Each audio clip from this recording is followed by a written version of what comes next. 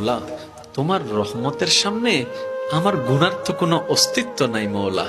আমার গুনাহ না হয় পাহাড় পরিমাণ হবে, বেশি থেকে বেশি আসমান পরিমাণ হবে, না হয় পুরা পৃথিবী পরিমাণ হবে।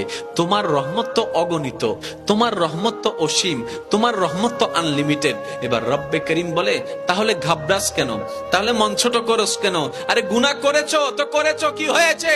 একবার তো তওবার মাধ্যমে আমি রবের দরবারে ফিরে আই। মৌলা, ফিরে আসতে পারবো তো? দরজা কি খোলা আছে?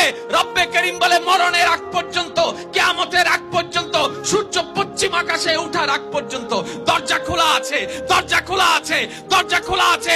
এবার বান্দা বলে, মৌলা 24টা ঘন্টার কোন টাইমে আসলে সেই দরজা খোলা পাবো? রব্বে করিম বলে, আরে ব্যাংকের দরজা খোলা থাকে নির্দিষ্ট সময়ে, অফিস আদালতের দরজা খোলা থাকে নির্দিষ্ট সময়ে, এমনকি ঘরের দরজাও খোলা থাকে নির্দিষ্ট সময়ে, এর বাইরে যাই না। কিন্তু তোর রবের দরবার এমন একটা দরবার, 24টা ঘন্টার যেই কোনো মুহূর্তে তুই আসবি, তোর রবের দরবার তোর জন্য খোলা থাকবে। সুবহানাল্লাহ।